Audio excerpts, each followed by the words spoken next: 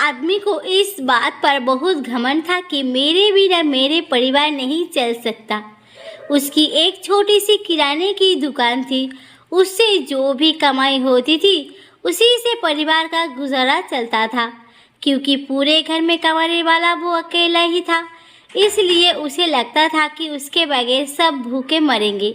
एक दिन वो पूर्ण संत जी के सत्संग में गया। संत जी ने उस पर दृष्टि डाली, फरमाया, ये घमंड झूठा और फिजूल है कि मेरे बिना मेरा परिवार भूख से मर जाएगा। मैं ही सबको खाना खिलाता हूँ। ये सब मेरे प्रभु की लीला है। वो तो पत्थरों के नीचे रहने वाले जीवों को भी भोजन पहुंचाता है। उस आदमी के मन में कई सवाल उठने लगे। सत्संग समाप्त होने के बाद उस आदमी ने संत जी से कहा कि मैं दिन भर कमाकर जो पैसे लाता हूँ उसी से मेरे घर का खर्च चलता है। मेरे बिना तो मेरे परिवार के लोग भूख ही मर जाएंगे। संत जी ने उसे बड़े ही प्यार से समझाया, बेटा, ये तुम्हारे मन का भ्रम है। हर कोई अपने भाग्य का ही खाता है। वो आदमी बोला, यदि ऐसा है आप मुझे साबित करके दिखाओ। संत जी ने हंसकर कहा, ठीक है बेटा, तुम बिना किसी को बताए अपने घर से 1 महीने के लिए चले जाओ। उसने पूछा कि मेरे परिवार का ध्यान कौन रखेगा। संत जी ने समझाया, बेटा, परमात्मा सबका ध्यान रखता है, तुम्हें यही तो देखना है। वो चुपचाप चला गया और कुछ दिनों के बाद गांव में एक अफवाह फैल गई कि उसे शेर खा गया होगा।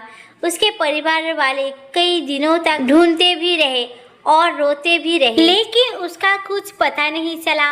आखिरकार गांव के कुछ भले लोग उसकी मदद के लिए आ गए। एक सेठ ने उसके बड़े लड़के को अपने यहाँ नौकरी दे दी। गांव वाले ने मिलकर उसकी बेटी की शादी कर दी। एक भला आदमी उसके छोटे बेटे की पढ़ाई का पूरा खर्च देने को तैयार हो गया। 1 महीने बाद वही आदमी छिपता छिपाता रात के वक्त अपने घर लौट आया। पहले तो घर वालों ने भूत समझकर दरवाज़ा ही नहीं खोला। जब वो बहुत गिड़गिड़ाया और उसने संत जी से हुई सारी बातें बताई तो उसकी बीवी ने कहा कि अब हमें तुम्हारी कोई ज़रूरत नहीं है। अब तो हम पहले से भी ज़्यादा सुखी है। उस आदमी का सारा घमंड चूर चूर हो गया। वो रोता हुआ संत जी के डेरे पर चला गया और कहने लगा कि मुझे माफ़ कर दो। संत जी ने बड़े प्यार से कहा, अब तुम्हें अपने घर वापस जाने की क्या ज़रूरत है बेटा। इस जगत को चलाने का दावा करने वाले बड़े बड़े बादशाह मिट्टी हो गए। दुनिया उनके बिना भी चलती रही है। इसलिए अपनी ताकत का, अपने पैसा का, अपने काम काज का, अपने ज्ञान का घमंड फिजूल है। आप तुम्हें बाकी का सारा जीवन मालिक की भक्ति में और लाचारों की सेवा में लगाकर इसे सफल करना है।